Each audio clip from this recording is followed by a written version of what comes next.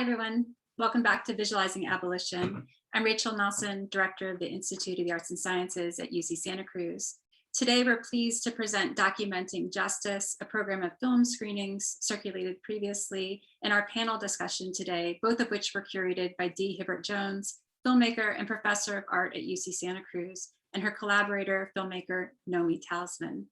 For those of you who are new to Visualizing Abolition, today's discussion is part of a longer series coordinated with Gina Dent on prison, art, and abolition. The related exhibition at San Jose Museum of Art, Barring Freedom, closed last weekend, and we are thankful to Sarah Batten, Laura Dickens, and everyone at the museum for their partnership. Visit barringfreedom.org for more information and for all the event archives.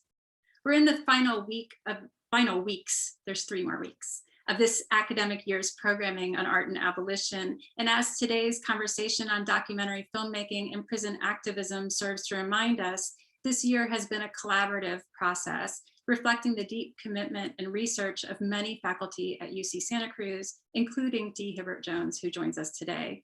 Dee and her collaborator Nomi's amazing short Oscar-nominated animated film, The Last Day of Freedom, was included in Barring Freedom. We thank them and everyone at the university for their collaboration. Gina? Thanks, Rachel. Hi, and welcome, everyone. This conversation Dee and Nomi have put together is one we've really been looking forward to because it brings us back to so many of the important themes of this series. As speakers and artists have noted throughout, prisons and policing have been normalized, partially through the filmic, televisual, and popular cultural content that we often do not discuss when working against prisons and their violences. Even one of the earliest silent films from 1901, Execution of Czolgosz, with panorama of Auburn Prison from Thomas Edison Studios, opens with a panning shot of the exterior of the Auburn State Prison. And if this is the first example of prisons serving as one of the foundational visual tropes in cinema, it certainly is not the last. Images of prisons and policing are ubiquitous in visual culture. This is why we're so glad that Dee and Nomi curated this series of documentary films that we circulated in advance of this event. And we will recirculate the links now. So if you did not watch the films previously, you can do so after the discussion. And we're glad that they're hosting this conversation today. As the works Dee and Nomi included in the show, as the works Dee and Nomi included show, and this conversation will certainly reinforce, if films have been essential to maintaining the prison industrial complex, documentary filmmakers have long been working to counteract this and to tell different stories and show different images of prison and policing. Rachel? So we'll turn it over to Dee and Nomi, who will set up the event and invite the guest filmmakers to introduce themselves. Dee and Nomi, hopefully you can join me now. And hopefully everyone has seen this film circulated. But again, don't worry if you haven't seen them. We'll share the link in the chat and they'll be available for the next 48 hours. In addition, we've also added the links to Dee and Nomi's The Last Day of Freedom and the powerful feature-length film by Jarius McLeary and Gethin Ardis, The Work. We thank all the filmmakers for sharing their films. And thanks again, Dee and Nomi. We look forward to the discussion. See you later. Hi, it's really so exciting to be here today. We had the great honor of going through every single film that we've admired and loved and trying to choose how many. It was really, really difficult to select films for this event. I'm Dee Hibbert-Jones. I work at UC Santa Cruz in the art department and film. I'm Nomi. I'm the other half of this team. Currently we're working on the films. I'm mostly working on our independent work.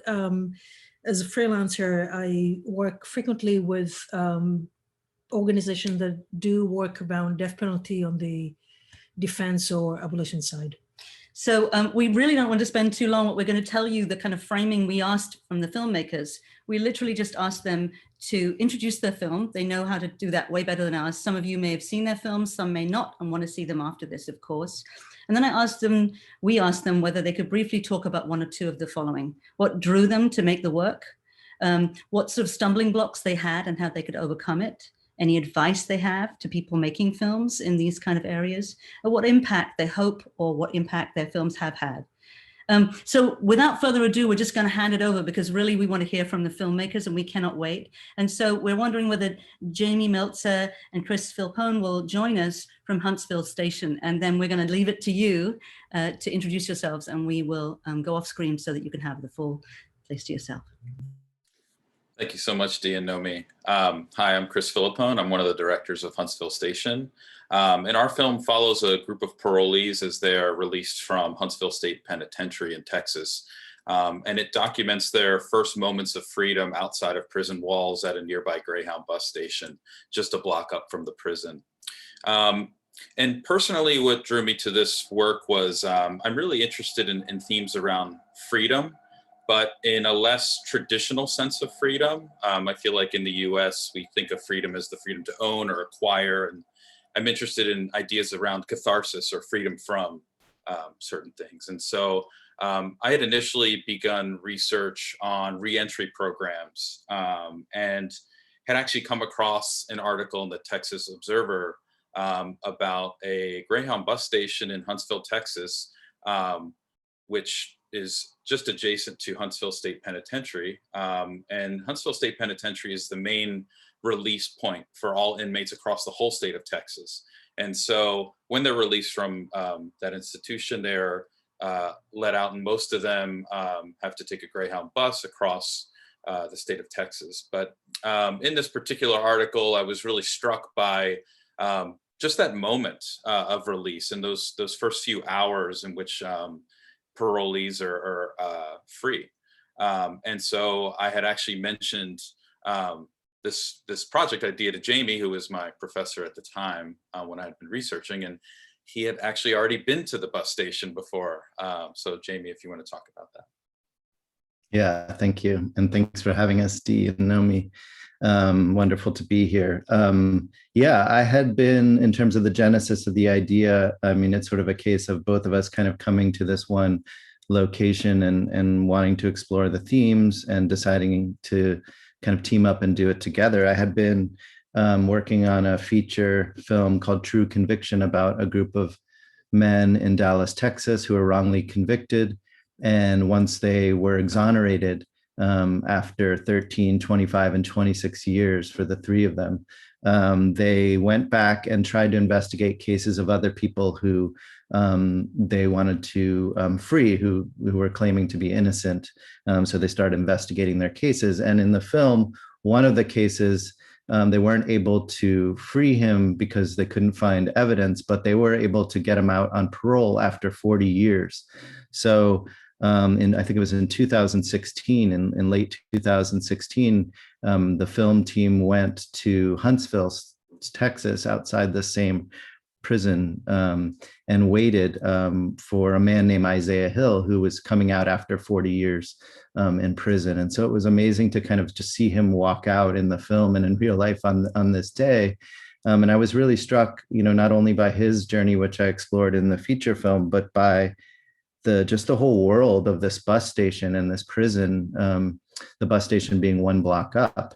I felt it was a really fascinating place to explore the same themes that Chris talked about in terms of what's the meaning of freedom, what is the impact of this whole prison system on people, and in True Conviction, and I think in most films about criminal justice reform and the prison system, there's a lot of information that you need to impart, in a sort of feature film. And the idea of doing Huntsville Station as a short really appealed to me because I felt that, and Chris and I really approached it this way, that it was more interesting, the information we didn't kind of reveal, that it was more powerful kind of not to know, and just to be able to sit with these men who had recently been released from prison.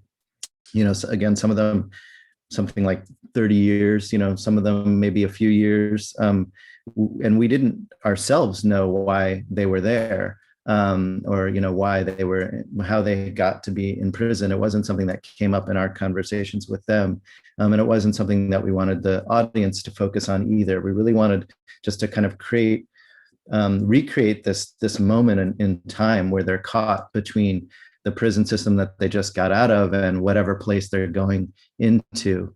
And we were really hoping to find a kind of emotional catharsis there. And I'd say that was the biggest kind of stumbling block, was sort of trying to find and create an atmosphere with our camera and our interactions with the folks in front of the camera where they could feel comfortable enough to let us into their world. Because I think coming out of the prison system, they were very guarded, understandably so. And so we had to kind of devise different strategies, which we can talk about a little bit later in the conversation, to get them to open up, because that was really important for us to kind of create this empathic kind of connection between the viewer and the folks at the bus station. So, yeah. Great, thank you so much. We'll come back to everybody, so we're not forgetting or losing everyone, but we thought we would quickly get everybody on screen so you can understand who you're talking to. Yeah, and can we have now Ted Griswold with Beyond the Wire working title? Yes, hello everyone. Thank you so much, Dee and Nomi, and to all the organizers for including Beyond the Wire in this series. Really honored to be alongside such great films. And yeah, so I sort of approached my film, the genesis all started also, well, actually I was a student in the grad program at Stanford, also a student of Jamie's. And in the summer of 2019, a good old friend of mine invited me to participate in a soccer league. The team was called the Outsiders, that goes and plays at San Quentin out in the prison yard against a team of incarcerated men called the Insiders. And I had been interested previously in themes of the performance of masculinity and how we learn and perform toxic masculinity. And so I went into this thinking, okay, maybe there will be some of these themes will be things I will learn about here. And I probably brought with me stereotypes and stigmas of incarcerated men that I had internalized from viewing a lot of the media that was already discussed, that oftentimes portrays criminality and incarcerated men in a sensationalized and inaccurate way. And I instantly became aware of that when the Insiders just made me kind of feel really welcome and basically really opened up to me and made me feel comfortable to open up just upon first meeting everyone, introductions. And then we would play games, these soccer games that became pretty intense. It was considered kind of offensive in the culture of the soccer games if you didn't try your hardest. So the games got tense, they got competitive, but they always ended with a group huddle. And I felt like the huddle was a space where I kind of met some of the most emotionally open and self-aware and introspective men that I had ever met. And they kind of pushed me to open up and have these discussions that I was not expecting to get as deep as they did, but they always did, just from highs of being really funny and moments of bonding to more moments of emotional gravity where people are talking about their feelings in a very honest way. And so I realized there was something here. And I didn't necessarily want to make a film about that team because I was going to continue to participate in it. And so I wound up looking for other similar organizations at San Quentin and found a group called Veterans Healing Veterans from the Inside Out, which does group therapy for veterans at San Quentin. It's run by a man named Ron Self, who actually appears at the beginning of Beyond the Wire, who was housed at San Quentin until 2017. And he started Veterans Healing Veterans when he was still incarcerated, but now since 2017 has expanded the program to do peer-to-peer therapy in 5 institutions around California. And Ron also runs a transitional home for veterans who participate in the program. And once they're paroled to go stay there in Monterey, or in Marina, which is outside of Monterey. And so I was meeting with Ron. Ron invited me to come sit in on some of these training sessions for peer therapists who would be leading group therapy sessions. And we were planning how to go about making this film. And similar to Jamie and Chris, I wanted to focus on the moments of release of someone getting out. But unlike Huntsville Station, I wanted to focus on one person, and Ron helped to find that person. It wound up being Chris Pesquera, who was an Army Ranger who was incarcerated at Soledad State Prison for 33 years. And so my Beyond the Wire shows Chris's first several days being released after 33 years at Soledad, and kind of stays with him in a pretty intimate way, looking at his, from his first meal to riding a bike for the first time in a long time.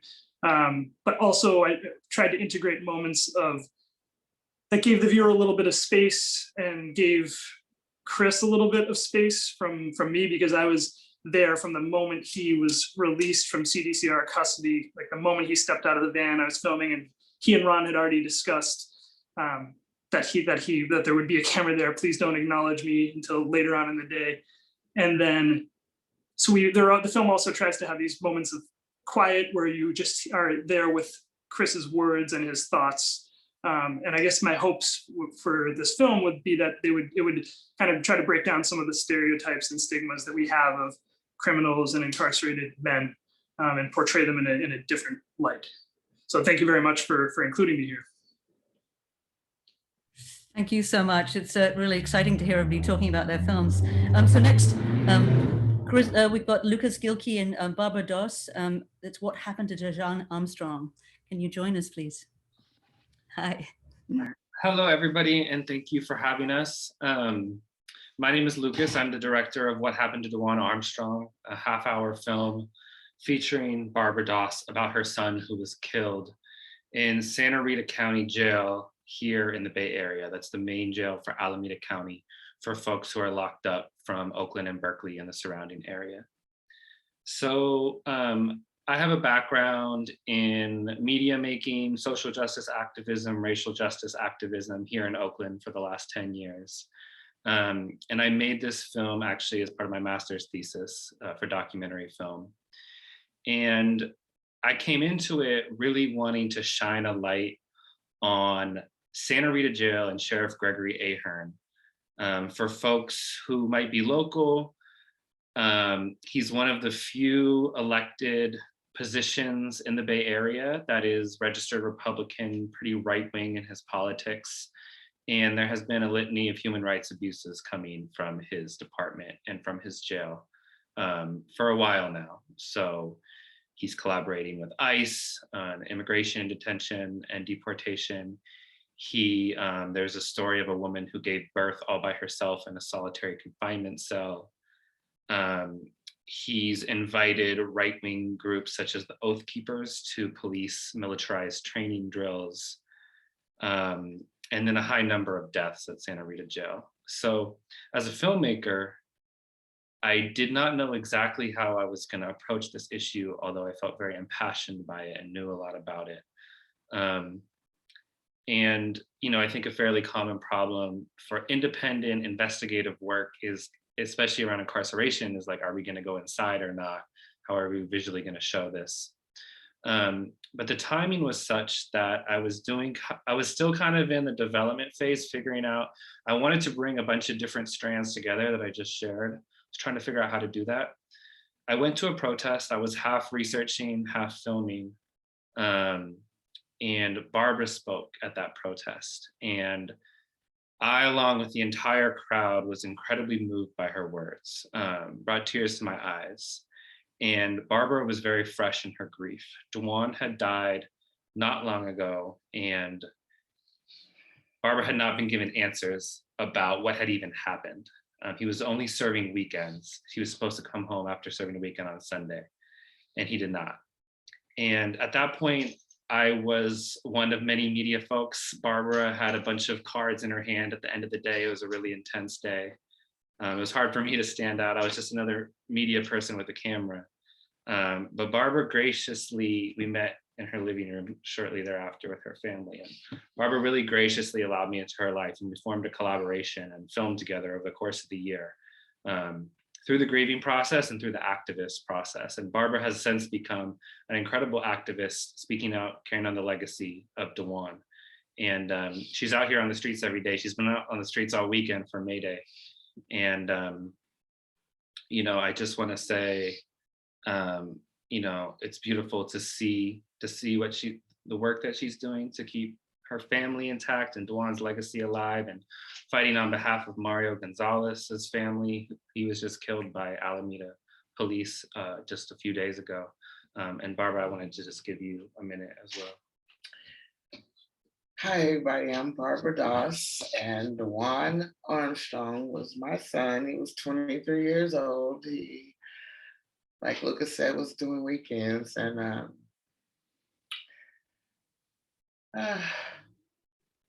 well, he didn't come home. And since then, I have met Lucas and some other folks that has really been there for me. When I first met Lucas, it was just like, there was a lot of people coming at me, you know, and I was just, I don't know what gave me the will, should I say, to get out there. When this first happened to my son, I just straight went out there. It was something that I had to do, and I'm still doing it. I'm still looking for justice. Me meeting Lucas was just like awesome. You know, I probably, to say this, I probably wouldn't have let anybody else just come into my home and just do everything that Lucas said, but he was a very respectful, understanding person. You know, I cried a lot. I still cry a lot. You know. Yeah. My son was only 23 and took it away. And for me to have somebody that wanted to actually do a film about things that had happened there, I was grateful to that. Like, I still am. I wish it could go a little farther. I wish you can go on YouTube. I wish you can do a lot of things. Wish we can make a movie out of it, because there's a lot of people that don't know about what people are actually doing in these jails. Some people, they come out and they can't even talk about it, you know? Some people don't come out, like my son. You know, I'm sitting here now, I'm fighting for him every day that I can, keeping my son, my other son, and my other daughters together. It's very hard, it's very difficult. You know, I help support as much as I can DeJuan's children, which is 9, 10, and 1. He didn't get to meet his 1-year-old baby. She was pregnant with him when they killed him. And, you know, I'm here to try to keep his legacy going and keep his kids up, you know, keep them happy, keep them not, you know. I had my grandson ask me the other day, Granny, where's my dad? You know, and I just hurt my heart so bad. And he knows his dad is gone. He said, my birthday's coming, my dad's not even gonna be here, you know. It's hard. But Lucas Gully and his video is out there for everybody to see, and I want everybody to see it. If the world could see it, I want the world to see it, because it's a hurtful thing, and I wouldn't wish this on anybody. You know? Yeah, thank you, Barbara. And the last thing I'll just add is, you know, in terms of what impact we want the film to have, I think to keep DeJuan's legacy alive as a name that is not necessarily known nationally, and then also for the conversation around sheriffs and jails to be a big part of the mass incarceration conversation, which I think is happening more and more these days. And I see the film as being a part of that. Thank you so much to you, Lucas, and thank you so much, Barbara, for sharing your story. Really, really appreciate it. Can we, and we'll come back to everybody. There will be time for everybody to come back, and we want to hear more from you. So RJ Lozada and Laps. Hi, RJ. Mute, there you go. Thank you, Dee and Nomi. Humbled to be a part of a panel of filmmakers and participants that challenge our collective interpretations, traumas, and experiences with justice and the criminal justice system.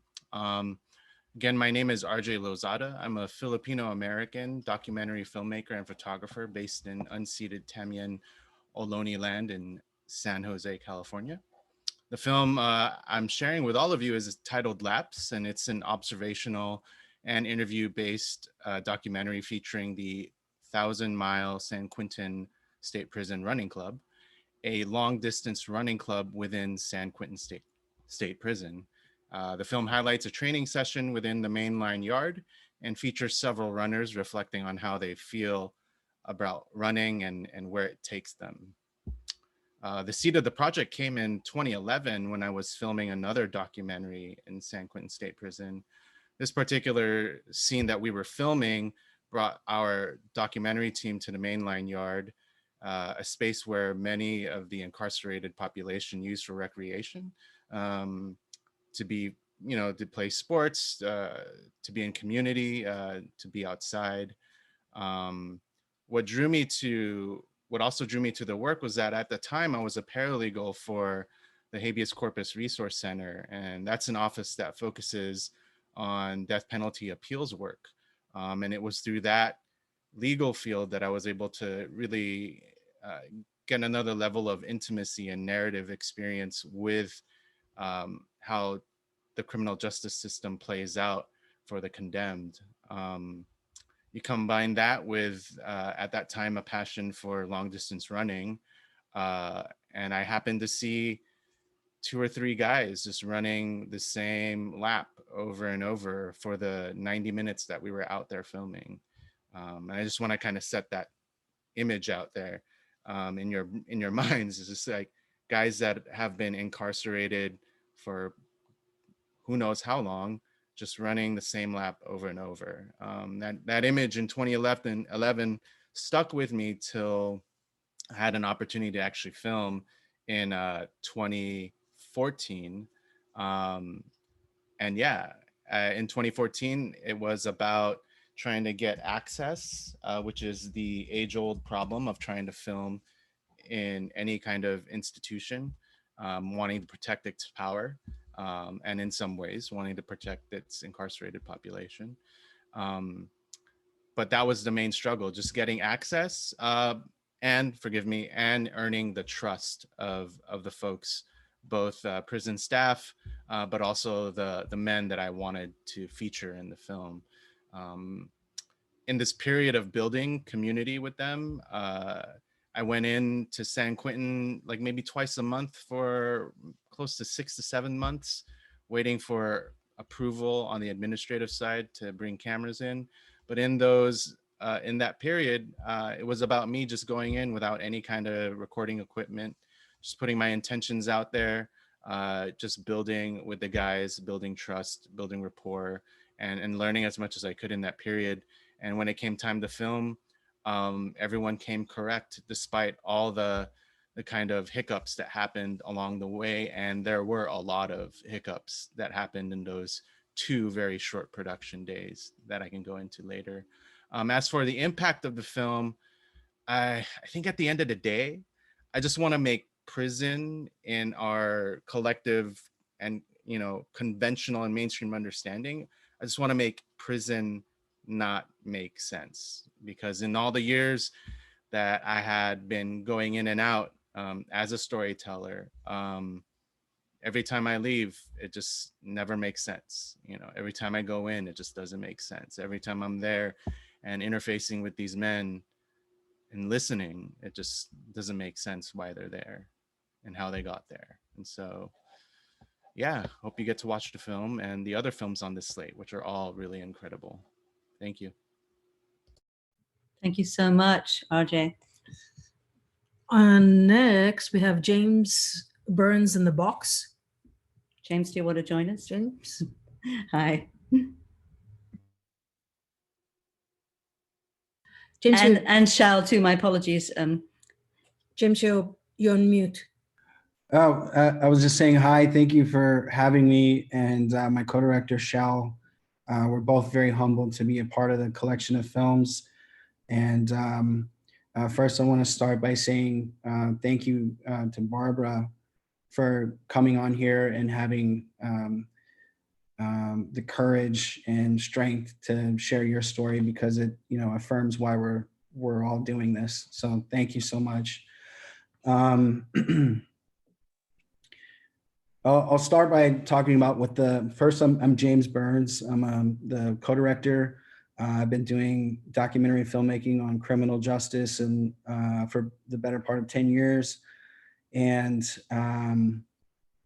The Box is a documentary animation hybrid that tells the story of 3 individuals who spent a cumulative of 9 years in solitary confinement, myself being one of them.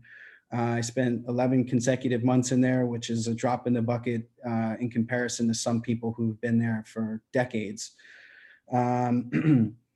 It is a subject matter that I've tackled a few times, and I've always found it very difficult because of the public perception and the way that the Department of Corrections or any detention facility really justifies the use of it. People say that it's more of a management tool and it's meant to keep the facility and the public safe. But a lot of research that I've seen over the years shows the exact opposite, that it doesn't make the facilities any safer, and it certainly doesn't make the public any safer. People experience an extreme version of deprivation that begins to affect people psychologically and emotionally. The brain begins to atrophy after a period of time in there. But I'm not going to talk too much about the effects of solitary confinement. That's what it's about.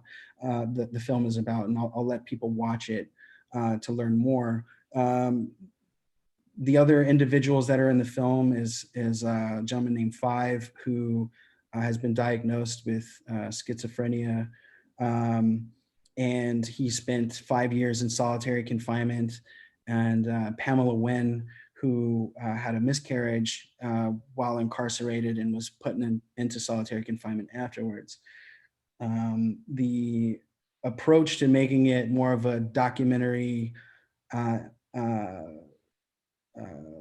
live action animation hybrid was because we really wanted to engage people on an emotional and psychological level that they haven't seen before. Like I said, it's a really difficult topic to discuss when you're discussing it with people or talking about your experience, or you have other powerful testimonies from other people.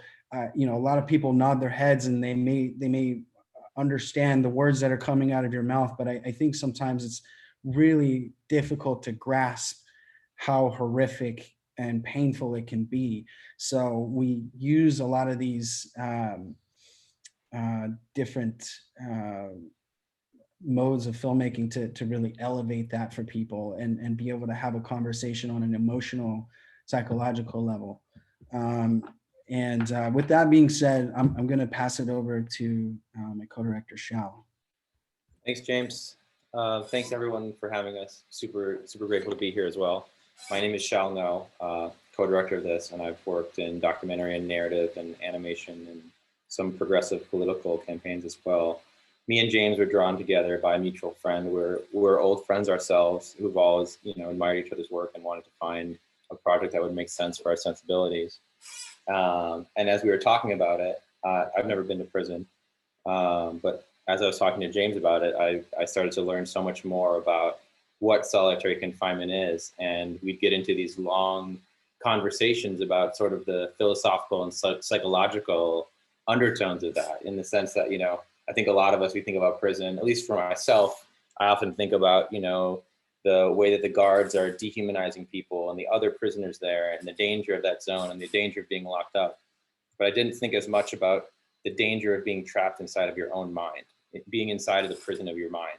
And the more we started developing this in the process, we realized that the approach that we had to take had to be a little bit, I don't know if it's metaphysical, but it's not as straightforward as here are the facts on this, here are the facts on that. It's more like, how do we transport our audience into this prison of the mind? And some of the techniques that we started to develop, we had reenactments with actors. We used a lot of stop motion animation and some VFX, but all under all with the same focus of how do you get people inside of these people's heads. So that was, in terms of some of the challenges that we had, I think that would be one of the biggest challenges, because we had the subjects, we had great subjects who were really just pouring their hearts out to us, like very candidly and very eloquently. And then it was just the task of like, how do you transpose that into another place? And yeah, the metaphor that Five, one of the participants, says, he talks about, you know, you're going to come out of there with a lot of invisible scars that no one's going to see. And so I started, you know, we started to think about that together, you know, about like how there's so many people out there in the world where you can't see inside their head, and you don't know what they've been through, and you don't know what kind of like, you know, what kind of darkness is laying inside there and how it lays inside there. So, you know, that was one challenge. And another challenge too, as James said, is like, it's a very dark and brutal and violent, frankly, subject. So we tried to find artistic way to go about that while still keeping it in the framework of, again, this sort of like almost like dreamlike documentary, I would say, in a way at points. Like, how do you find the reality in it? How do you not just go off the deep end in terms of like the horror? Because we really wanted this to reach a larger audience. We wanted this to be the kind of piece where, you know, people from a wide spectrum could go into it and learn something, and if not learn too much, like at the very least, like feel something and want to know more. So I would say that was our approach. Thank you. Thank you so much to the two of you. It's really incredible to hear everybody talking about their work. It is. So it really, it's so moving and amazing. So so our last group, Jarius and James McCleary, Jarius Miles and James McCleary from The Work. You want to come on? And I know you have a whole band, so I'll let you introduce yourself. Hi there. Thank you, everyone, for having us. It's really great to be here. And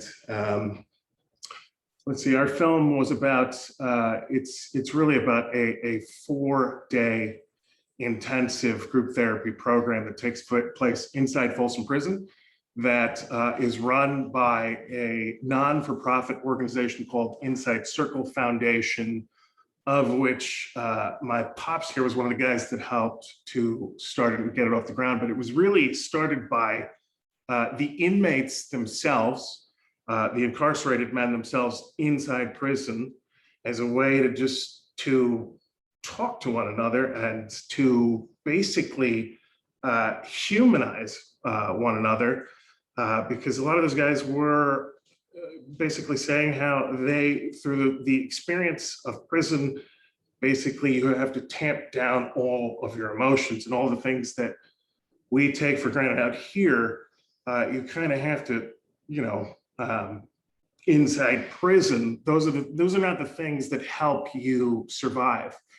And so they started this forum. It was just a group therapy circle, you know, and it started off small, where they would just start to talk about their feelings and talk about who they were.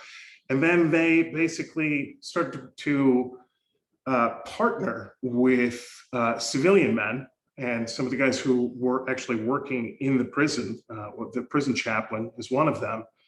And it started underground, and then it grew, and then they were able to form this non-for-profit organization.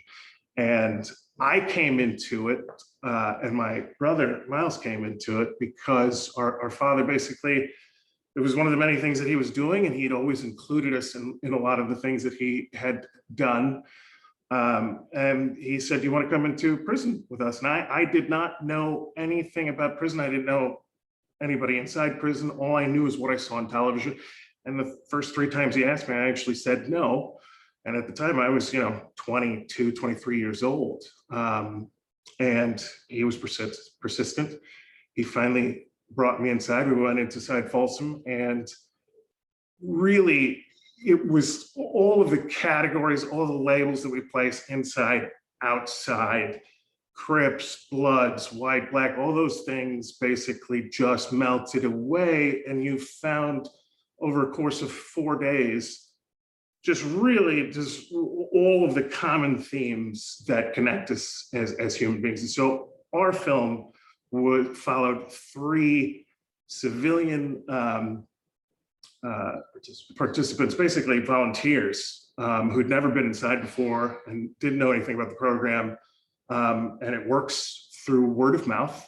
And so men come from all over the world. These were 3 that we were able to choose. And those men went inside prison, and that was just a way to get the audience inside to basically see who everybody was. And then, you know, we filmed the 4 days, and it took us from, let's say, I think it was about 2007 to, it took us years to gain the trust of the men inside and allow us to film, to gain the trust of the prison administration and allow us to film, and to gain the trust of the nonprofit organization and allow us to film. And we devised a way, we worked in conjunction with the men inside, the incarcerated men inside, and found a way to bring a crew in. And those men, along with us, we all had to sit in circle and do our work, because that's what you see in the film, before we could even film. And so I think it really came, the impetus for why we wanted to do the film was that we had been volunteering for a number of years inside the program, just as a family. And you know, every time I come back to work in Chicago, people would ask me what I did for the 4 days, and I would try to explain it to them. And they had all sorts of judgments about, you know, why are you going into prison? Why are you doing this? Do you think these guys deserve this? And all this stuff. They called it a prison vacation. Yeah, it's just like, why are you going on how was your prison vacation? And it was sort of condescending. And so we kind of came together and decided that we would film it to show people what we could not explain in words. And it's just, you know, the going inside the prison, inside the prison chapel, which is this cinder block room for 4 days, that these group therapy circles turn into this crucible that really just humanizes everyone involved. And so that's really what we tried to show. And we also tried to show how earnestly these men were working to just remember how to feel, just to have, you know, feelings and emotions, and, you know, cry at the loss of their mother or their father, for men who had been in for decades, which is a weakness inside prison. And these things do not allow you to flourish or survive. But so these men created a space to do that. And we knew that if we could film it, we could turn a theater into that circle. We could put the audience inside that circle so that it would have the same effect that you would have as a participant inside the circle, inside the theater. And hopefully that's what we achieved. And I hope Right. that's what My name is Miles McClary. I was a producer on the project. Our original intent was to offer an experience, the same experience that we had when we were in the most dangerous prison in the country. We wanted to offer to a more general audience. And we didn't know if that was possible. We really had no idea. But over the years, volunteering and gaining the trust of the upper echelon of criminal organizations in there, it started to become apparent to us that whether it was possible or not, it was something that we had to do. And so we did. And it took a very long time. There were so many obstacles that we faced. I mean, right after we finished filming, you know, the economic recession, the collapse hit us like a wave, and it sort of destroyed what we thought was going to happen. And there was a series of obstacles that happened in our personal lives that also made it difficult to sort of follow through with the project. So there was like maybe a 5-year gap between production and post. Yeah, took years. It was, and we had made a promise to these men, right, that if they would be in our film, that we would shine a light on this. And really their concern was like, we want people to know what we're doing in here. We don't want them to see us just as numbers. We don't want them to see us just as convicts. We want them to know that we're trying to do something meaningful.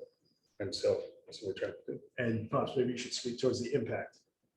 Yeah, I come at this thing from several different doorways. You know, I had 3 felonies by the time I was 23 myself. And my wife looked at me one day and said, it's the life or it's me, and I chose her. My father ran numbers and my uncle was bagman. And so crime was just an underground economy. And when I got caught up in it, I only had to spend a few weeks in the county jail to know that's not where I wanted to end up. And I was just fortunate enough to have enough money I lived in Chicago, so you could buy your way out of the criminal justice system. And then I am a forensic clinical psychologist, so I was working in part of my life in prison hospitals, maximum and medium security prison hospitals, writing reports to the court. I also have a legal background. And so what I was able to do was to use the legal language and the clinical language so that the judge, through the report, the judge could see the individual that was standing in front of them. And my sons, thank you all, because my sons have really woke me up that you people with the camera, you're the eyes that everyone can look through. You're the heart that everyone can feel. And you're the mind where you begin to think for yourself and not through the conditioning of what our legal system has been set up to do. And what we've all either complicitly or by lack of engagement have allowed the criminal justice system to operate. And so I just brought that kind of feeling into the project, and I had the trust of the men inside.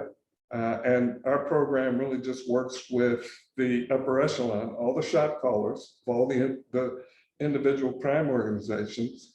And their thought was that if they can be honest and authentic with each other, then the public needs to see that.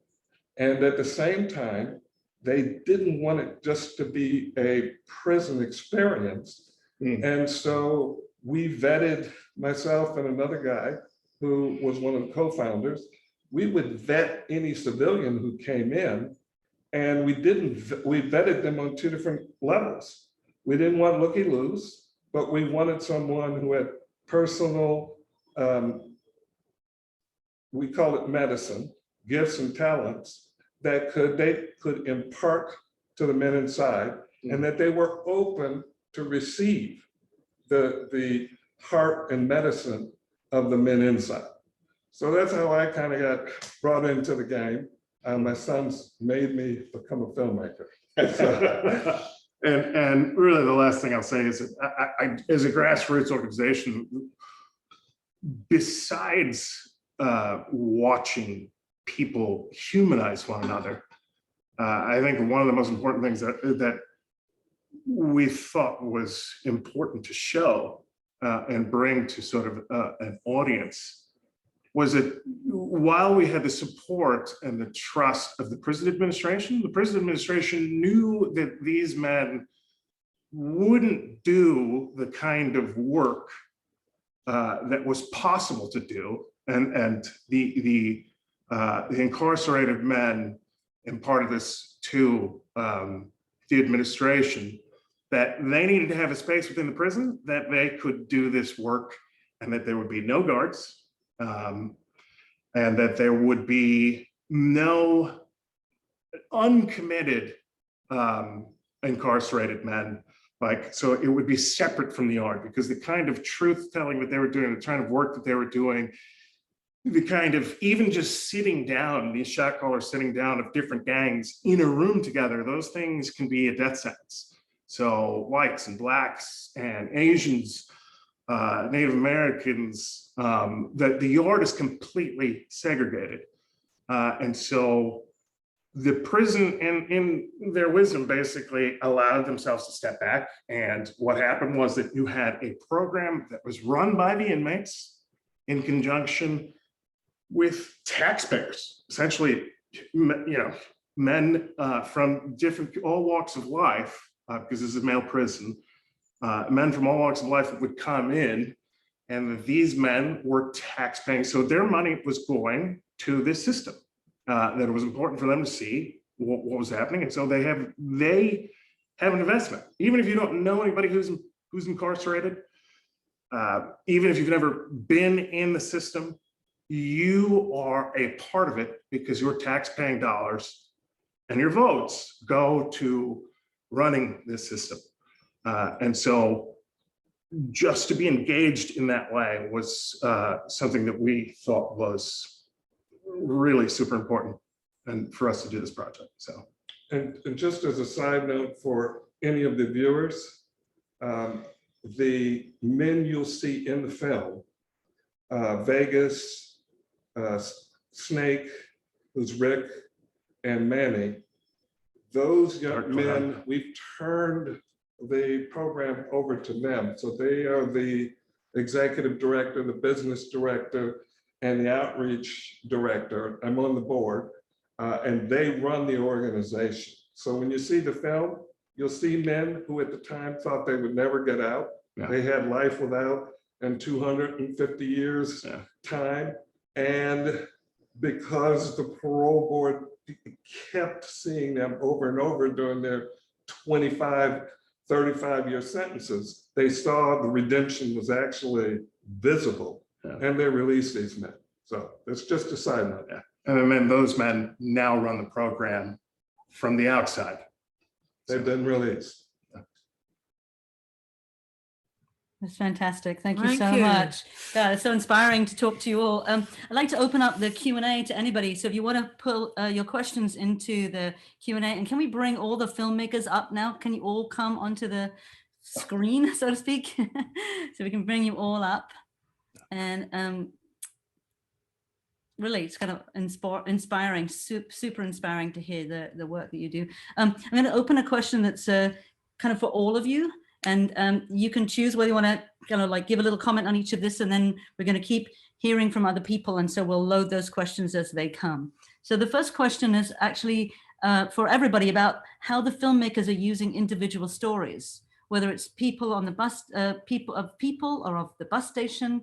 And the stories reveal the workings of a larger system, which is kind of really tying into what you were just talking about, Jarius. And so just struck by how eloquent the films are, talking about a glimpse of the injustices, the racism, the economics of prisons. And through those, that you get this focus to the film. So I'm wondering whether any of you want to kind of respond to that. Not everybody has to, but if you have anything you want to say, maybe just the way to do it, because we have to do a sort of stack, will be just raise your hand and we'll call on you in the kind of teacherly way, if that's okay. Or just kind of, you can do this hand or you can do your little hand down. And anybody who'd like to ask questions, please add them into the chat and then we'll kind of curate those questions and ask them as they come up. Anyone want to take that one up? Shall I repeat it? Yep. Yeah, okay.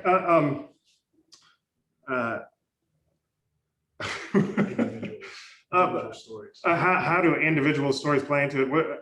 I mean, what's interesting, I think, about the program that we shot is that you have a circle, and then the circle, you know, people step into this group therapy circle, which, you know, you have conceptions about that, but really what happens is that everybody has to drop down into a certain space and be honest. And the incarcerated men, a lot of those guys, just to survive, they basically have to be, have, pardon my French, but supreme bullshit detectors.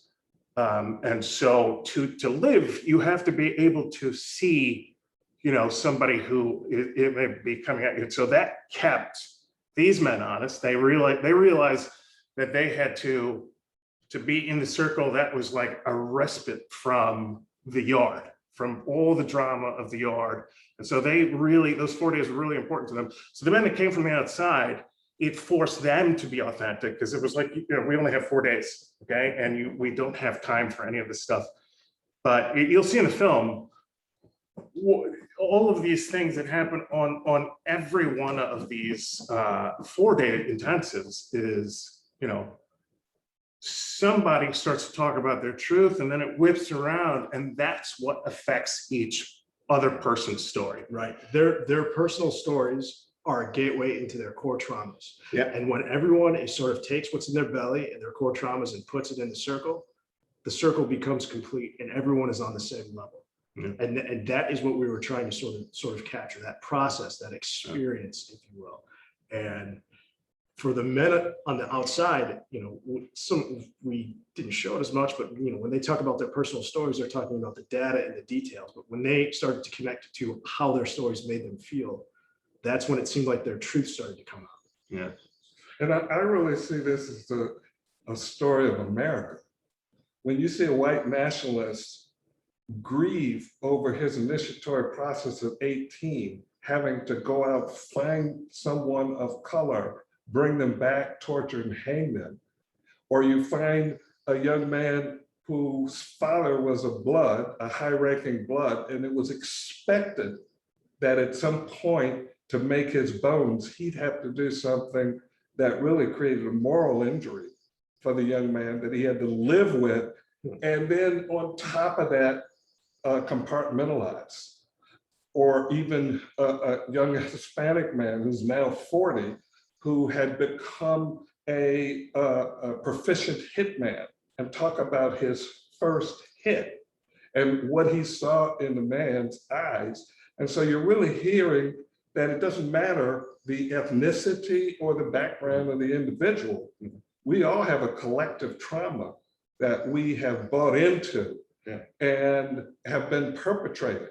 And even in my work, you know, in clinical psychology, what I found was many of the people who were diagnosed as sociopaths and psychopaths were in fact not sociopaths and psychopaths, but conditioned from a very early age, 5, 6 years old. So, yeah, so then those things can become the theme for the entire group. And for our film, it's different every time, it's different every weekend. But for our film, it became sort of fatherless sons. It didn't matter if you were a Crip, a Blood, a stockbroker, you know, if you had that core trauma, then that became the theme for what everybody sort of talked about and everybody was able to come together on. Thank you so much. So there's a question or a comment for Barbara. Thanks so much, Gareth. I'm very moved by your courage and determination and by your statement. And this is what you said: if it takes the day of my passing, I'm going to get justice. Are you still fundraising to buy a headstone for Dejan's grave and to take care of his Dwan's grave and to take care of his 3 children? So that's one part of the question. And then Lucas, would you please discuss the film you're currently working on, Dying for Sunlight, about the California prison hunger strikes and the end of long-term solitary confinement and other prison abuses, and the importance of the agreement to end hostilities?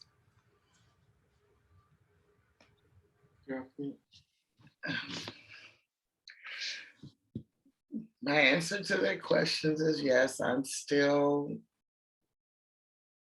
fundraising for Dwan and his children. I'm sorry, guys, this is. It's okay. Two of his kids just had birthdays, and his son, how old is he? He's gonna be 9. He's about to turn 9 this month. So there's a GoFundMe. Do you want to share that? Yeah, it's Justice for Dwan Armstrong and 3. That is the GoFundMe name. And okay. You know, gosh. Anyway, this is really difficult still. It's been almost 3 years, but it's still really just rough. I'm out there every day. I'm fighting as much as possible. But at the same time, I don't get to see my son or hold my son no more. So it's kind of hard for me to talk, you know? Yes, his oldest son's name is Brody. His kids are just beautiful. And I'm gonna try to keep his legacy up by doing what I know he done for his kids before this happened to him. He's had these kids since he was 16 and 17, and he's did everything for them himself. He didn't ask mama, you know, I'm what he had, and he didn't ask me. He did everything. He got paper route jobs, all kind of stuff. You know, it's just a crying out shame what these people doing to our family members in the jail systems these days. You know. Yeah, I have. I also wanted to say I have. Social media is only Facebook, and there's 2 accounts, one under Barbara Doss and one under Denise Doss. You can go and look up what happened to DeJuan Armstrong. DeJuan Armstrong in 3. I've done a lot of protesting. I've done a lot of all kind of things, and please feel free to go on there and take a look at what's been going on in my life. You know, I thank you guys for having me on the Zoom. Thanks, Barbara. So yeah, if you Google Justice for DeJuan and 3, the number 3 and 3, that's the GoFundMe. Could drop that in the chat as well. I am also working on another project about the historic and massive California prison hunger strikes against solitary confinement that happened in 2011 and 2013. I've been working on it on and off for quite a long time. Yeah, I wanted to shout out again this Santa Cruz series. A lot of the scholars and folks who spoke earlier have been influential in my work, and all these films are amazing. And the work in particular has stuck with me for a really long time, to really viscerally feel and see what inner healing looks like. It's just so powerful. And then James and Shaw, your film about solitary confinement really resonated, because a lot of what both of you guys and everyone here are talking about is a really big part of the story of the hunger strikes. So California, I'll try to be quick, was holding people in windowless concrete boxes in the giant Supermax Fortress Pelican Bay on the Oregon border amidst the redwood trees, in solitary confinement for 10, 20, 30, 40, even 44 years, with almost no way to get out. And it had to do with a very racist prison gang validation system. If you were Black and associated with Black revolutionaries, had anything pertaining to the name George Jackson, or if you were a Latino with Aztec or Mayan imagery, you were validated as a member of a prison gang with very little recourse on how to get out. And as y'all were talking about, the whole prison system is based on a racial divide and conquer system. So what happened with the hunger strikes? It built over the years, it built over consciousness raising, calling out to each other in 8-person pods in the security housing unit in the early 2000s, up until it culminated in 2013 with 1/4 of the whole California state prison system going on a coordinated hunger strike, where about 100 people lasted for 2 months, risking death. 1 person died. And it was a monumental moment led by prisoners themselves and in the prison reform movement, especially in California. And almost 4,000 people were released from indefinite solitary confinement when the state acknowledged that there was no reason to hold them there in the first place. So I'm filming with elders in their 50s and 60s who spend the majority of their lives in solitary, who are part of the hunger strikes and who are now out of prison. And it's been part of a wave of reform in California, that there's been a lot of different reforms. It's a complicated thing that I won't get fully into, but you know, when we see more rehabilitative programming and like this group therapy, which again, so powerful. A lot of folks who were in the security housing unit had no access to, not even to go to AA classes, like just no type of anything, just left in a box. And so that created the conditions for more people to get released, but also on the way to getting released, more programming inside and just more humanity and like more, hopefully, on the path to abolition. But it's just a really significant story in that it was led by those from the most kind of significant systems of repression and oppression in the state. Thank you. I wanted to say, Susan says, I just wanted to thank you both for producing the box. I worked for 33 years as a probation officer and had no idea what solitary confinement was actually like. Your piece was incredibly eye-opening for me. I now work on the reform side of the criminal legal system. This was so impactful to me. James, thank you for sharing your story.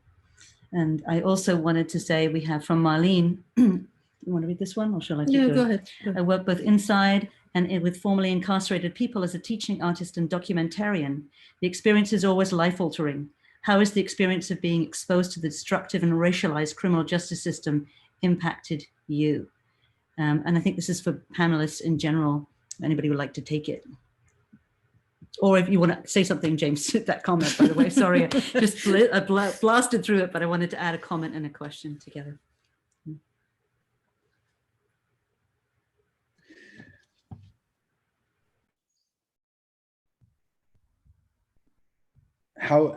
So I mean, how is the experience of being exposed to destructive and racialized criminal system? I mean, I can't, obviously I can't speak to the criminal justice system as a person of color.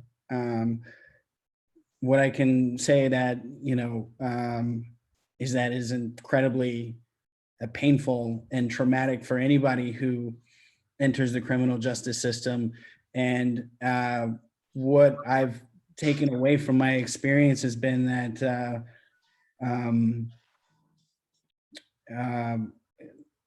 it's a human problem that we have, and we need to really address it.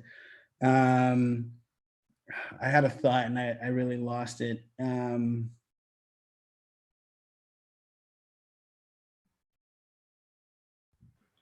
You want us to you'll have to come back to me on it. That's fine.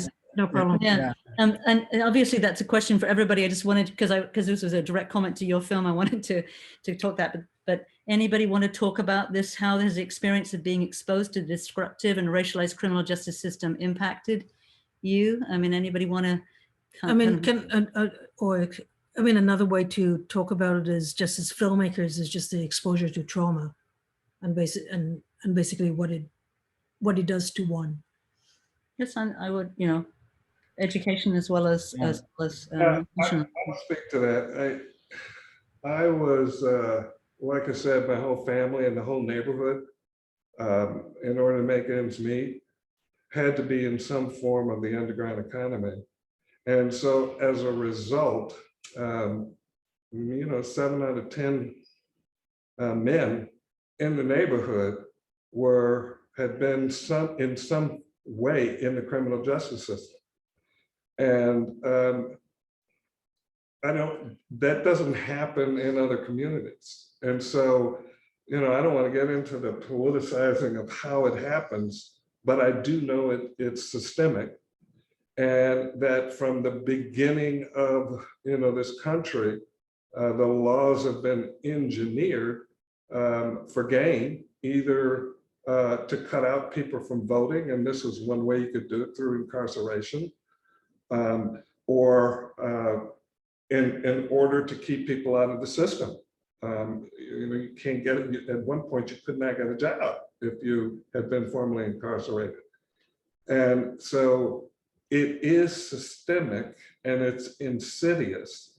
And I think that filmmakers, because, like people have said, most people in America, if you haven't been in the system, you actually don't know that it is systemically organized to grab certain people, pull them in, and by doing so, it changes the way they think and feel and behave.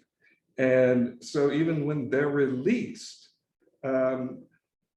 they don't have a stake in the community. So I think the whole culture is being deprived of what people could add, because it's been systematically, their gifts have been blocked from being given, both internally through internalized victimization, as well as the system. So I think that's just one way it's affected our whole culture.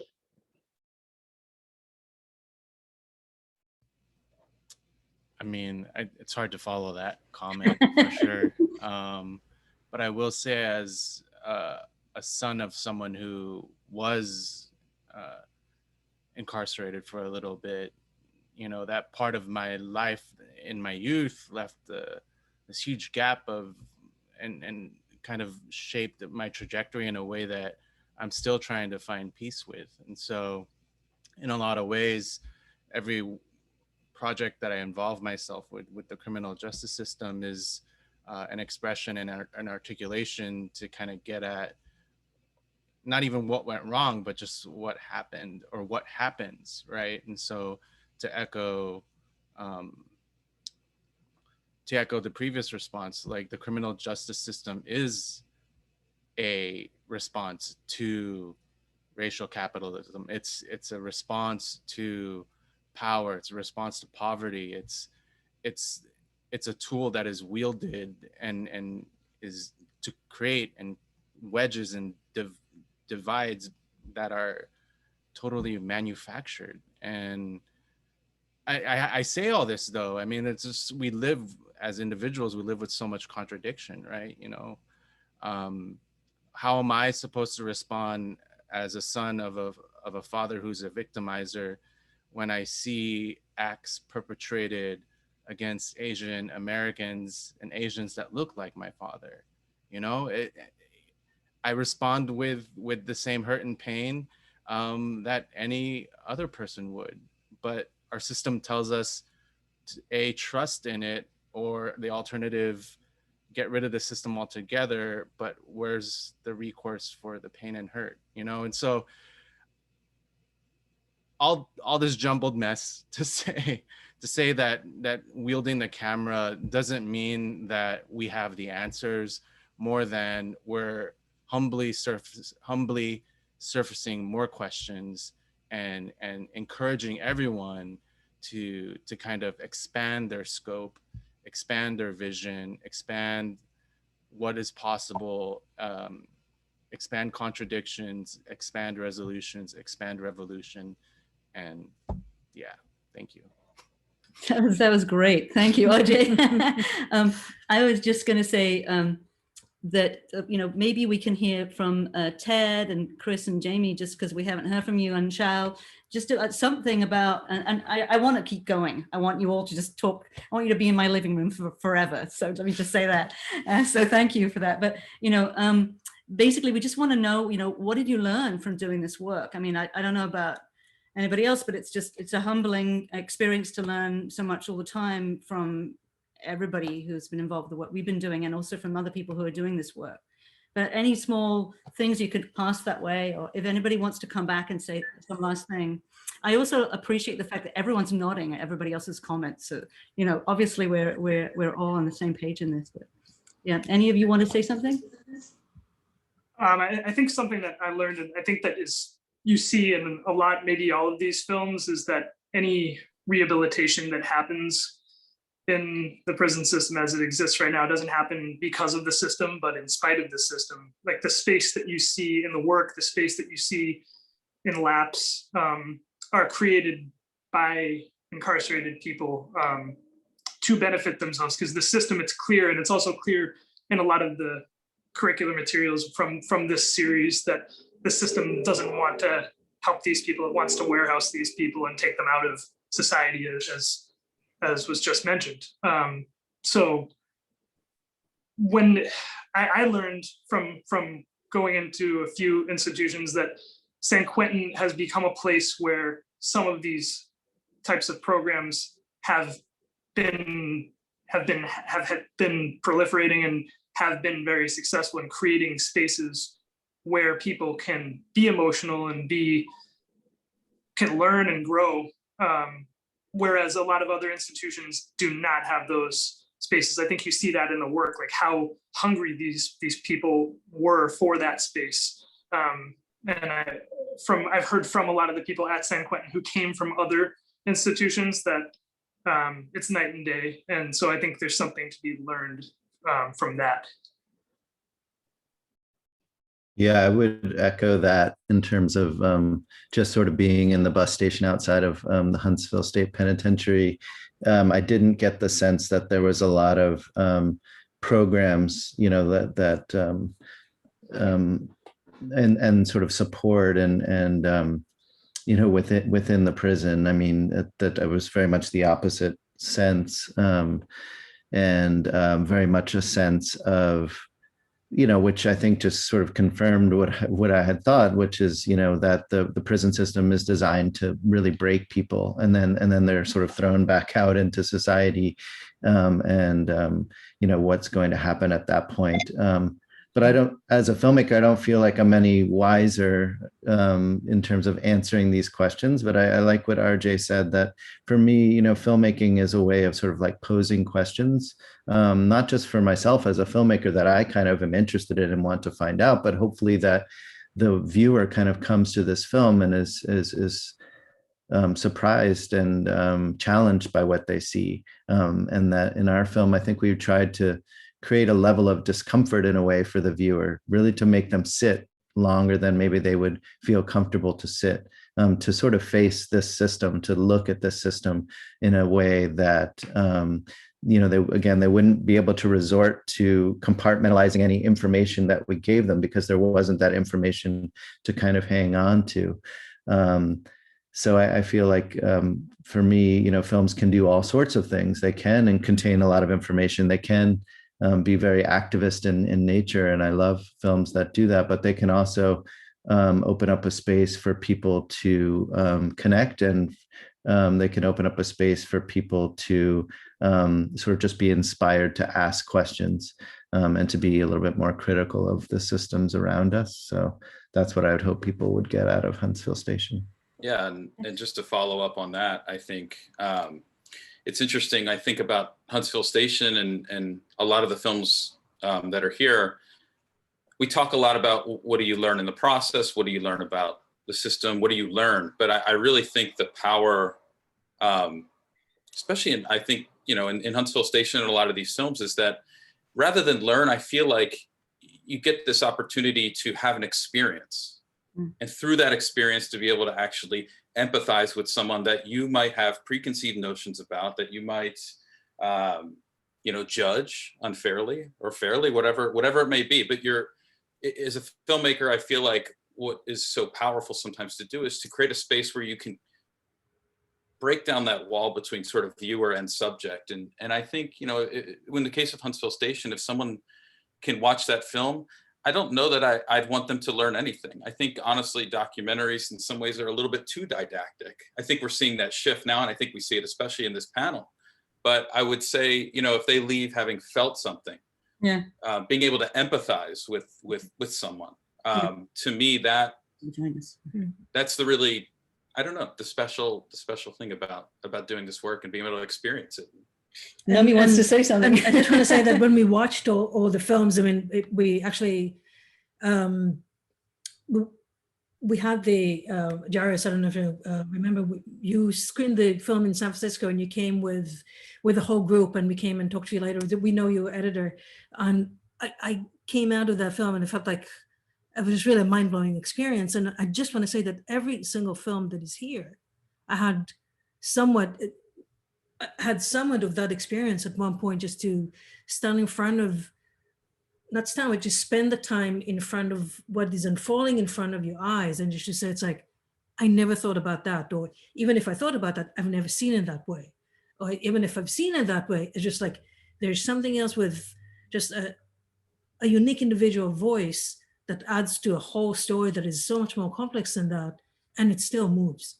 And I think that moving part is like, it's so, I know that for us as a filmmakers, we try not to insert ourselves too much into this conversation, but really let everybody else speak. But it's absolutely an important piece is to have some kind of connection. So whoever sees the film will think about it because they felt something, because they were moved, because they had some kind of connection. And then Rachel wanted to join in, right? Right, Rachel wants to join us. So let's ask Rachel to come back. And can I just also say the notion of othering, the fact that we, can always say, oh, you're not like me, or you're different from me, or this is not me, or I would never be like them. And the fact that, for me at least, and the idea that you could perhaps have that sense of this could be me, or I can't imagine myself being you, is the place that we were really impacted. And just to say that our work, which we're going to see a little clip from too, so that in case you didn't see it, you also get a chance to see that, was really trying to look at the impacts of the prison industrial complex on whole communities, the impacts on whole communities, not just individuals who are locked up, but everybody. And I think that their family, their community, the environment. and also all the people who are kind of forced into situations of making testimonies and feel limited or kind of caught in those really complicated stories. And so RJ, you talked a little bit to that. I wanted to kind of say that. Rachel, you wanted to ask a question. We should shut up and let you ask. Given my privilege of being in backstage in the Zoom, because one of the things that I was really thinking about was what Gina said at the beginning, was that films have been ubiquitous in visual culture, right? In films and in television and all of this.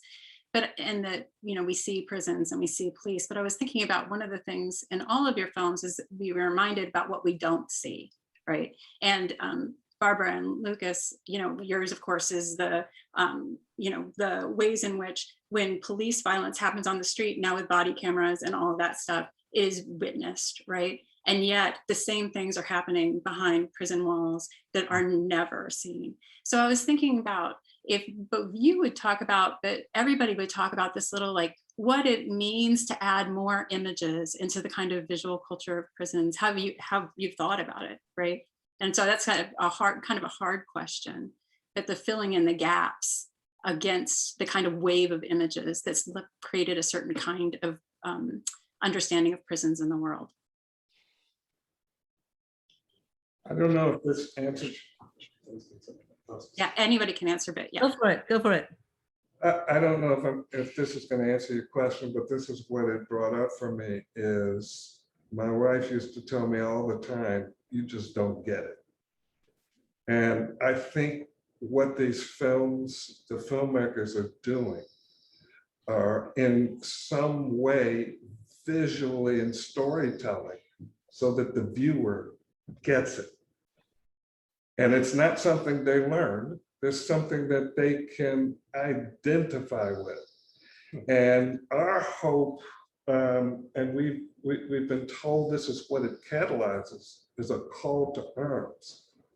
Because at least from my experience, and I've been in different prisons, these men, they don't care whether you're black, white, old, educated, rich, they do not care about that. What they want to know is how you matter, and how you matter helps them. So people leave after, that's one of the ways we've engineered our social impact is to have workshops, all-day workshops, so that people could understand their own purpose, whether it's planting trees, or working with battered women, or being activists in the prison movement. I don't care, the men inside that I've had experience with, they don't care. They just want you to know that you matter. They want to know what that means to them. And it's a catalyst for them to continue, moving along the path of restoration and being a healer in the world. Yeah, I think that call to action is really, I remember being at a screening and the call to action could be anything and it's personal. It's just like you watched people, in the case of our film, but like other people's, any film, you watched people go through things. And then that speaks to you. And hopefully that, can make you, help you identify as an audience member whatever that thing is, that call. I remember coming out of this screening and a guy just kind of came up to me and he was talking to me and then he just, he was asking me questions and then I just saw him visibly, he had like an emotional response and pardon my French, but he said, shit, I have to go call my girlfriend now. And it was really because whatever he saw somebody go through in that film, whatever their pain was, whatever the trauma was, it connected. I don't know what it was for this guy, but it catalyzed him in a very simple way that he had to go out and resolve something with someone and talk to somebody about it. And he went and did that right in front of me in the lobby. And so that's what I think these films do is like, it resonates with you and it gives you a personal call to do something, even if that's for you on a personal level or a bigger level. Barbara, I see you're nodding. Do you want to say something too? Thank you, Jared. You want to add something to that? I just saw you nodding there. Is it? I'm not pressuring you, but Ajay wants to say something. So go ahead. I want to say that the films on this panel, like films like these, need to flood and overpower the true crime genre.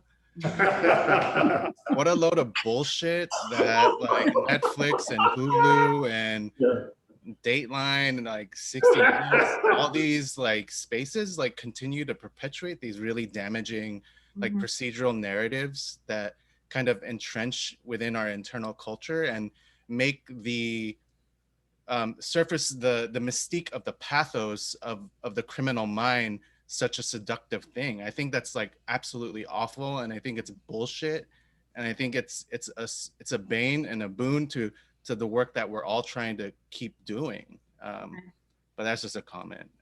And I just want to say too that actually, when you were saying, Jari, when everyone was saying that they think that the films are a call to action, I thought that stuff, the other ways, those were called to action too. Like the true crime genres, the ways that prisons are normalized in policing have also been a call to action that the state has responded to and has helped create these situations. So if that makes sense, right? That they've helped produce this world and all of its inequalities. I was wondering about that with James, because both our film is animated and so is James, and we began our film animated because of anonymity, actually, for another story. But then what we realized was that by kind of creating it in this world that you could bring in textures and metaphors, it sort of made it even more palpably real, and that you could also sit still and listen to somebody's really painful story. And so it was a way to kind of like allow a different way of imagining. And I just wonder whether that was true for you, James, just and Shao, just the two of you, just thinking about that. Yeah, absolutely. Like I said, going through or even somebody explaining such a traumatic experience, it's hard to watch somebody cry. It's hard to watch somebody really break down. And some people will resonate with it and connect with it off the bat, and others will kind of like nod their head and not know how to respond with that or engage with that, especially somebody who may not be sensitive to it. So, elevating it with scripted, elements and animation for some reason really connects with the wider audience and makes it more digestible or emotional for some folks. And I think that's what we're all aiming to do. I think movies like, the 13th are really important for context, and it gives you a lot of, information and facts that are important, but having that emotional connection is the most important thing that I think we're all trying to focus on, because then people can walk away having the same conversation about the injustice, but have some sort of personal emotional connection to the people that they just watch on screen. So I think animation, just to go back to your question, or even scripted could help.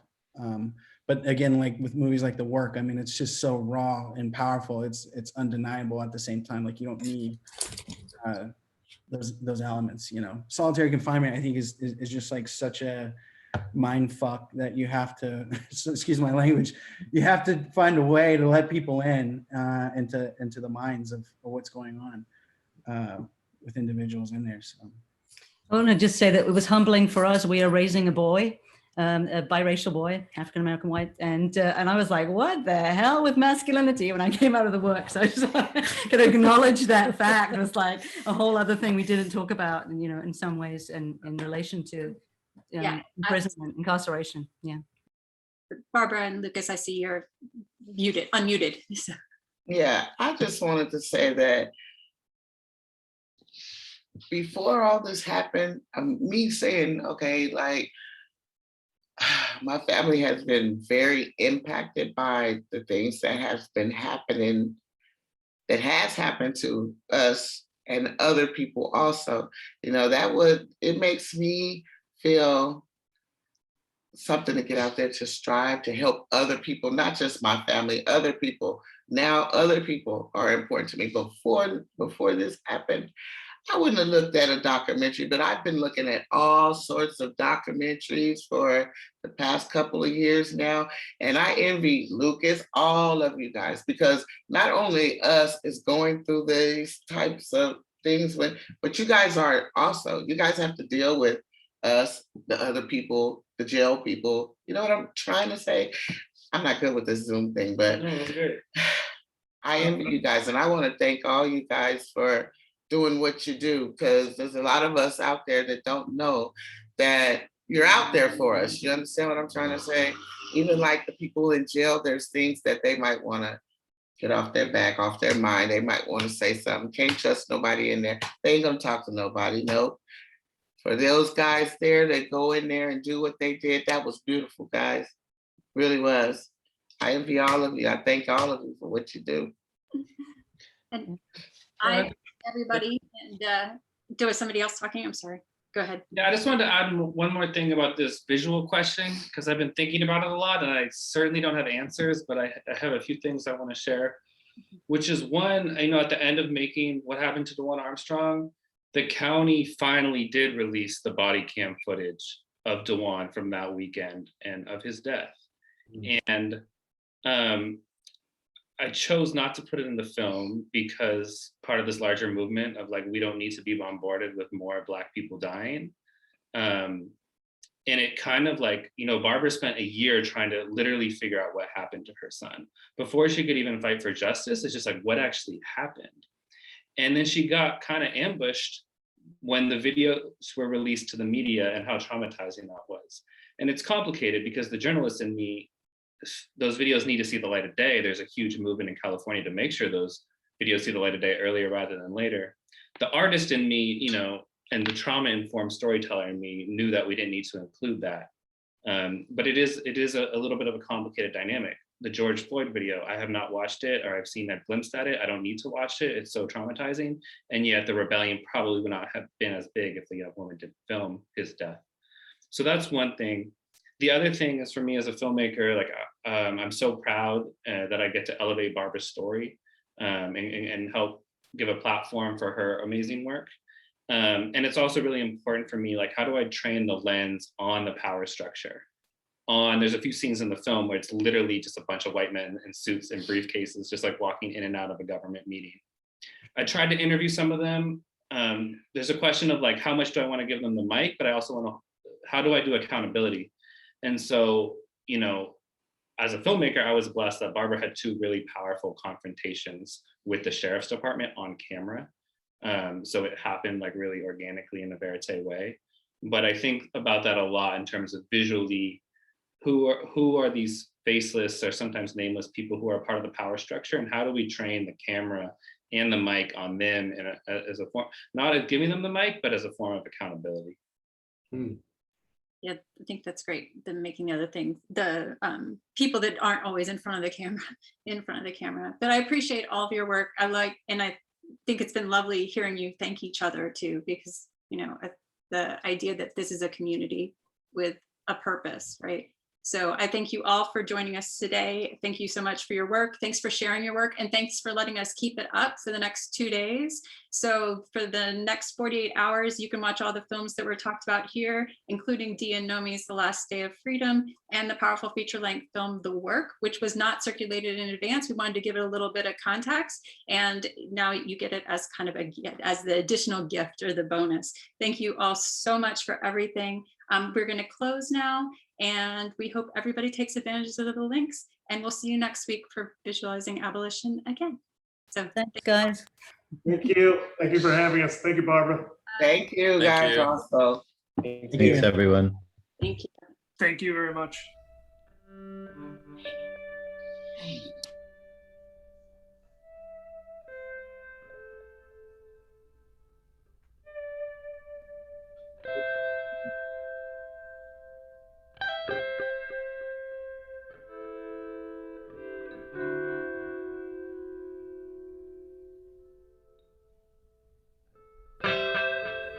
When they started bringing back the death penalty, I embraced it.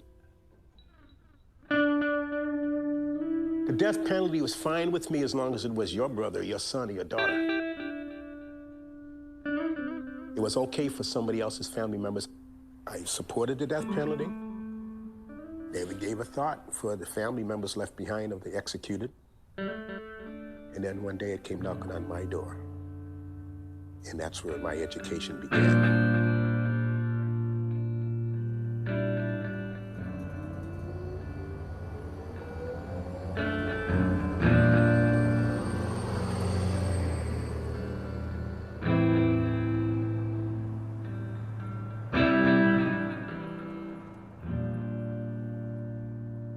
Okay, I'm ready when you are.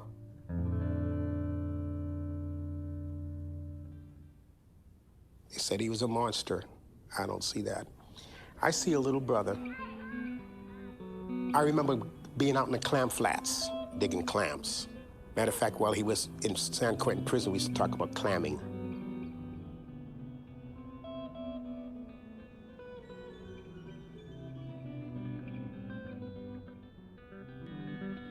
When Manny was 12 years old, Manny had a car accident.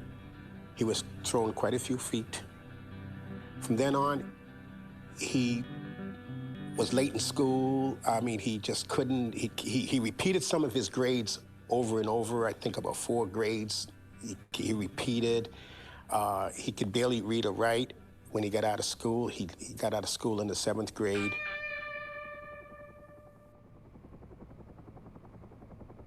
I moved out to Sacramento in 1967, and at that time, Manny was 17 years old, and I wrote back to my mother, how's Manny doing? Manny's in Vietnam. Manny's in war. I said, what?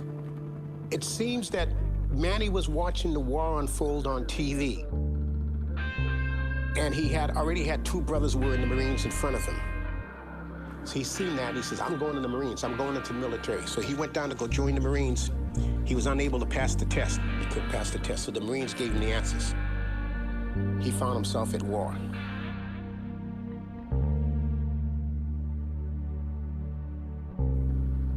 I called my mother on the telephone, says, Ma, where's Manny? She said, he's in Vietnam.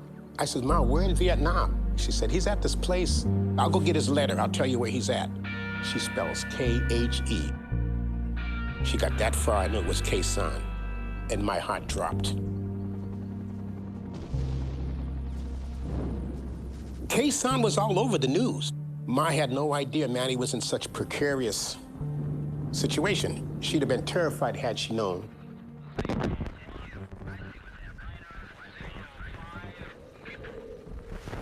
Manny did his time. He came home after his first tour duty. After his second tour duty, he came home. One day, Manny was in his apartment, and something startled him.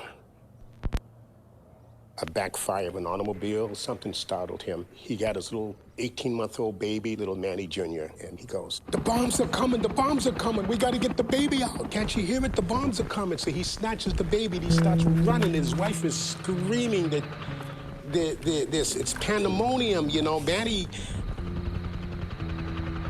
came, when Manny came marching home, limping mentally and morally, they was able to discern his physical wounds, his lips, and they was able to patch those up. But they never got around to patching up that wound in his head. So when he left those 2 tours of duty in Vietnam, he came to America for yet another tour of duty on the battlefield, chasing shadows, imaginary soldiers. And that's what it's all about, see?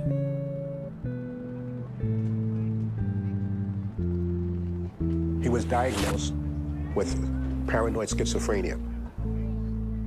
After the first wife, he goes into the mental hospital. After the second wife, he goes into the mental hospital. He loses his family.